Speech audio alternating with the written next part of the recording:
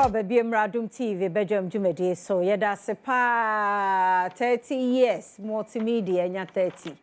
nyame ene yeda na se ye clients ne yeda mo ase ye viewers listeners yeda mo ase papa ye resource persons yeda mo ase pa sponsors aseda yo modia 30 years senye mo a ka ye nuha yeda mo ase adadafo ne afofrofo nyina ye ni somo nkoso ana mu ne yentana yeserewade ho bambo nkwa se yadwuma ye nso bestrani na bribia mu so mabeso yase yeda mo ase na Mother's Day no nyame yaduma kwasi ade yedi ne sonko na Joy FM ne Safari Valley Eco Park ye Mother's Day no special kra Mr. Omami ayade ma bro ma yedi aya na ma na kasa ba no kra ye ba ko pe oba obresa wawo me no atete me abedu ne me so me wo a me sa frɛ me maame ya ne na mo aba no abehwe nkura yi ade dance ho enso mambo fa ne beba ma bre nti munyae ne eni mada no wate enu nti na we ni kwa so yi hu firi fa maame bra fa ne bra sisi e nyame yadoma Saturday 10th May enyagro ewo Safari Valley Eco Park Joy FM ni yeke ho abomo nti no opanimu te say me 950 per head teenagers 15 for no hono no 650 enkranketo no 450 so ye we de mama me a wakuno kora enenye no nko akeke nwum to games ahodo enuane like yado ba fefa nsuo ne so ne ade ni ma bebre amomi okaya chese wo hu de obeye wo momi anyame maame no momi anyama wo mo na wonti ase na free transportation bia wo bia ba Joy FM hanom a na ne wonso wa ba be furu bi ne de mokọ na buki ne ya buki table no za family te bia family of 3 no mo ne ade depending on any power do mobile na wetua usika na fa 0593 038842 0593 038842 na wabuki odie by Friday ochina 9th se wunya ntua ne ene ochina ba midday dia ahwa na wafiri me pese oye part tichu me kana fa ho ehyemu bi na entumi emwa enanom ono aya de pa yeah this time no ye ne ye ma madwadifo na di Mother's Day no adwadifo ma se mi huma mi bi ne ayi ka bi to a wote ahomache am se ye nyame shrama enkanka Ghana ma temuso a masore monkwaso ti mu mie ni enan moda no ma no nye jealousy bi anim ye bibi ma maame na na ninje ati ase nyame shramo na no pe me wo Dr. Nane Clement e wa ha and then first time I mean who no I Nassk Scientific and Herbal Research Clinic Dr. Anane anope minchia we Mame mejoso na bibia boko de obade na daroma okrai ye de nyame ase pa me se ne de di kan kura metie kamo ho abakosam kakra kire me edi no eye Nassk Scientific and Herbal Research Clinic pepe clinic ayawo Ghana Hatch since 2017 27 years ni na ye dwumadi titiri pa akoma boni beka cardiovascular disease na nyankopon ya adoma wachina program kase bi koso ya asuye ye shaase ene na o se ye fa ofidi kase yisu ema ba bi ekoduru bia no yetimedi ye ho gym akoma ne kura ye nkwa but before then ma menka se memfa fence awoda pa emfa osoma Ghana men nyina in advance omonti ye wo baby enti ye wishi ema no happy Mother's Day in advance ye dwumadi ne eda sonko kakra ye nkomodie bu bema obi a wo hwe ye hu se mo kreneki de dwumadi mu die ne eda sonko kakra enti mani age se ne me ne wahia na ye bedi nkomo afa clinic no enti clinic na abakosom nyina ne se ye hospital obi timi ba emfa wona yare a hawo but de ya master woman na se ye de agi yedin akoma yare nti eno ne kakra metimi aka frek da se pa na ne yenka bibi mfa akoma yare no ho ne ehwe ni treatment wo waso ye ho ma me da se pa da bia se menya akwanya se meka akoma yare ene ho nsensem ana meru aho kakra if you say dikan akoma ne kura ye nkwa na akoma yare ye nkwa na makasa bia beda Ghana ha se na onyare ena wo free because broni say a silent killer I who say mpa wa akoma yare ho say akum ya dofo no bebre ya safo ma ba bia ye te ya dwuma ye fo ne nipa bebre wa abra omo hu da enti nya akonya se a mepese me twe Ghana fo adwene ba ye ho so bi se wo mpa a wo hwe ya no pei a wo de onti bibia se wakoma no mpo anya adwuma yie no wona ye invite we se ene ana wachina bra program ne bi bi se ye yi ene ne wachina si ho se ye mbra na ye metwa akoma no eboni beka ECG we ni electricity as we electrocardiogram eno na ahwefo mo ne mbe mo hu bi da se okọ bed da de machine so wonsa no na na de asisi akoma no ho ahia ene na be kire se de akoma ne si ye adwuma enti wa wo hwe ya akoma no ofi se wonte sans or symptoms bia ofi se bibia ye okay no bia na bibi ekoso wa akoma no mu a wonim because medinka aka se a silent killer na rawu sempa esa wa akoma yare ho ne se adofo bi mu enya signs and symptoms no but omabu mo ne agusu eno de ehu pa me ne odi nkomo bu ho a ofilise ne nsa no ne body no ya na ye ntichichi kakra ba sa ntini ma block enti circulation no enya adwuma yi obi wo so ono atenka sa akoma ne du me bia the way si bo no enya sa na akoma ne bo me ka se me kwa asori bi mu na obi abegina ni mu hawodi adanse na dance die nyina ne se na wotwe bia na akoma ne bo gidigidi anopa na ejai but obeda nyankopon ase se akoma na enku no ndi e po aso na menya akwanya na mbusa se na wakotwa akoma na hwede o se da bi ono ne dia ne se eba na ekọ ne dia say okay abusanfo se wunya sa science na so otu ho na mo ba ko amesa aka ho asem ye omo enanti kakra bi na o mabre obu ho a o pressure ono maduro dia se da bia pressure na e wo soro da bia me ka se akoma no ene boa ma ye nipadua ne gya ne na so ti akoma ne nya adwuma yi a edin sense bebre ene bre nipadua no ti me se me fa akwanya we su na me ka sa kire obi a se men twen science or symptoms impu brane betwa akoma no na eni gisem o ho ano pa me de beka ho ne se wo ba betwa akoma no ECG na eye free ontwa sika bia if you say ye pese ye fa sa akonya we so ma obia timi access na akoma se de si ye adwuma fa enam se program no nye akoma ho adwuma nko na ye na emum ya start lab and scan test bibra ye de ama free ntina me pese me de eno ka ho preko enei anase last year ni this year ye liver ni kidneys edi nipa bebrenya ara wo sem kese pe wo me se akum nipa bebre bi mu so dialysis o mo sofa me kan sam be sem kire se ebi mu ehia support machine bebo ansa no mo liver no mo kidneys na ye adwuma yi na hwe mu kire se wo mo agu sa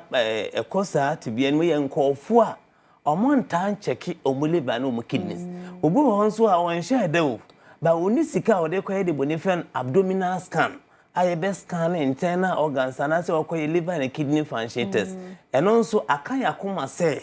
ye de eno nso be ka ho for free and this oba na ye ECG ne man for free scan ne nso ye new sika bia mpesa be fa akonya we so na me tu meka asemo eche ye nua ma no say omo nso meye scan bonifen gynecological or pelvic scan eno de ye de be hwe wa wodi also ba bi ho no ma or prepare so okoware onim de ekoso wa wodi say o develop fibroid so variances say PID bi ho onim te bra be ye scan for free ye ni free no so ne bo nso na ko ena mema no nso ye ba de ana say ye di ye yiri mochi ye nso ye be ye de bonifen no prostate scan and also for free. Mama, sa scan ahodo ya maka ho asem ni ECG se okọ hospital bia na doctor bi twere ma se koye na unkuta be 600 Ghana cedis e yetete ho 6 million na untimi nye eno nko ada nchen ya sanso asarete lab mako 10 se obi ansa me yesa lab no bia no nso ye nyiske bia wow ebi ye syphilis hepatitis B malaria typhoid ye be check your blood group ye be hwe sugar ye be check the bonifen Helicobacter pylori ye sha se anope ya na ya to so wechina enti ye enene wechina ma me na me pese obi a wo hwe na wo twe na adwene si ye nkomodie so ade me ka kire ne se sanhwe mu ahodo ya kan nyina se okọ hospital bi na doctor atwere ma se koye ECG koye abdominopelvic na koye lab ahodo 10 ya na onkuta titiwo 13 million aye na me na nase ya teso aba 1300 Ghana cedis untimi enye saade no ema ne nyi enti akonya kase a meka se me kura mente se hospital bi yesa na mom memfa aseda no enhyehye me ho se clinic medicine na so ntime na me eyodunfo bi na abehye yechi ema ye saade no de be se obi afa akonya we so no bompa ya onhyira saa adwumayekuo no enti maame enema me no penti ena akan akoma se ebeye saade we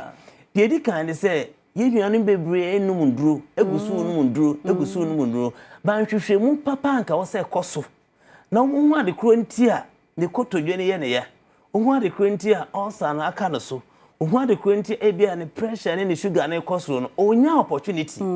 enkoye just because oni sika na da bia me kan asem we say enye doctor bi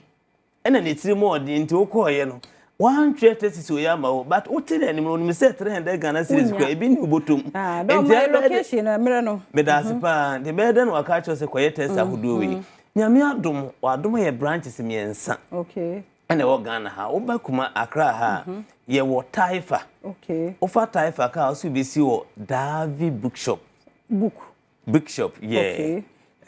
no obisa say wo ko Fairview guest house ye the guest house in the bohun Sprinters also be si wo Rainbow supermarket behind Rainbow electronics ehwa ene wo so wo hwe ifra Ashanti region so Kumasi ye wo Ahenema Kokobin ehwa ene wo no my number no mum ye the number neba na wa friend wa jo special code channel so me say eye ene ende we china na program no e koso enhihye kakra wo ho ansa me number ne metudwane ne say o ba o be register card which is 50 Ghana cedis and consultation ye 50 ba hwe mu na aka nyina ye free edo to enye force utu 100 ya do nyama bebere we nyina for free si ehu yare na pese oto aduro eno de ye ni hu ha na wato aduro se de ho de be ebetimi na mum omo ebeto aduro no company na ka che se omo aduro no ye omo nsa me check review no for free e wa bra enye omusika bia we ye package a esopa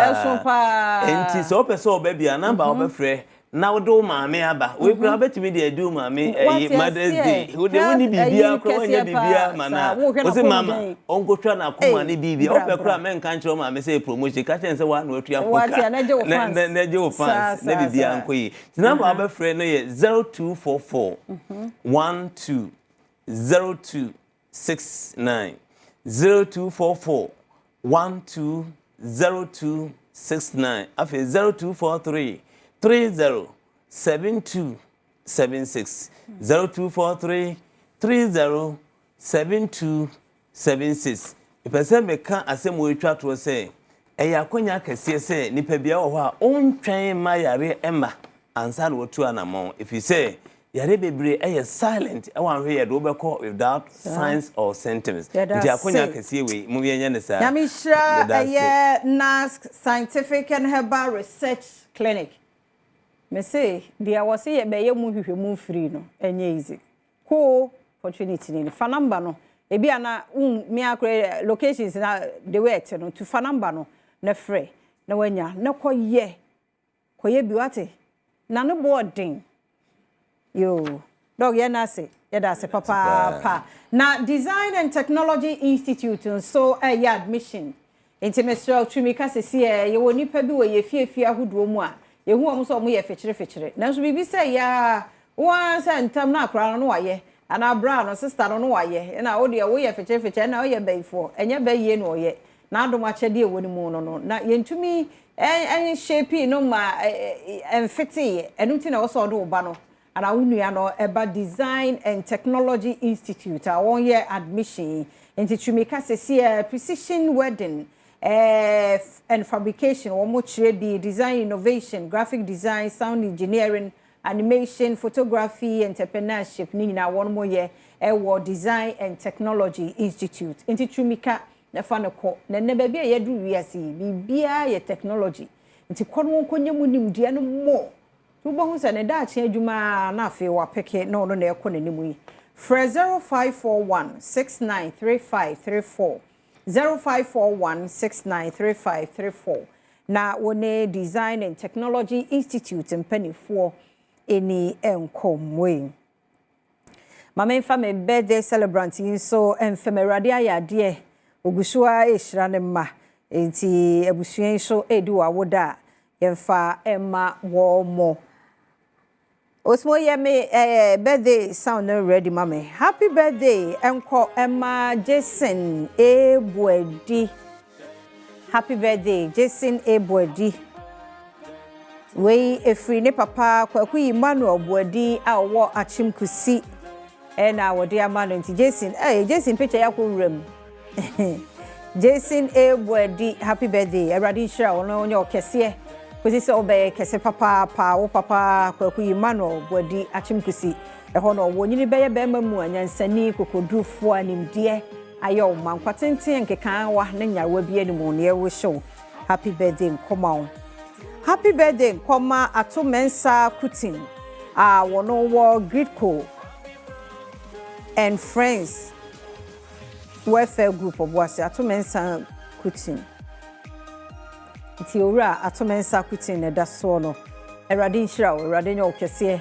kwesi se obeye kese pa o ma nkwatenten ya hodin wom. Mr. Theophilus Jebi uwo Kunka Junction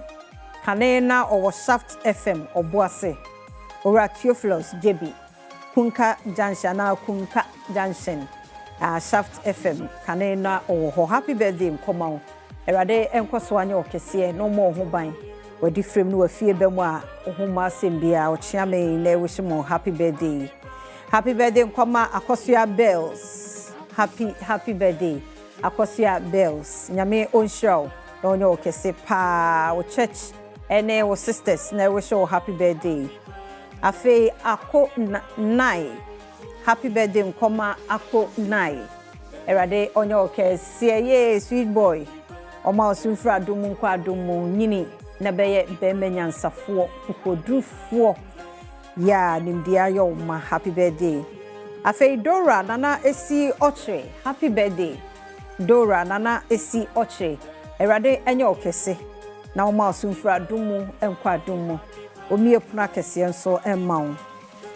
Mary May Gold happy birthday Mary May Gold erade onye okese pa bibia don sabeka bi anye nhira Mary May Gold oba gold ne da so no onkwaso. Happy birthday nkoma Eunice Gloria or GCB Nungwa branch. Eunice Gloria me sure say ba ku bi beka ho nti oba pa onkwaso. Happy birthday nkwatenten ahodi wom na ye de emma wo. Happy birthday nkoma Mabna or Heavy Do Mabna ne da so no. Happy birthday Way Free Davis Telma ene danso and omo show Mabna wo Heavy Do choba a happy birthday erade nkoso antin animu nchiro no onye okese. Happy birthday nkoma sofo ma me Mrs Linda abna e champon asafo ma me Linda abna e champon erade nchiro erade nya okese kwesi se obeye okese pa erade nchiro yegyina no so na yemfa yenkomo no ensi mambo atuma ye krado dia hosepe no ba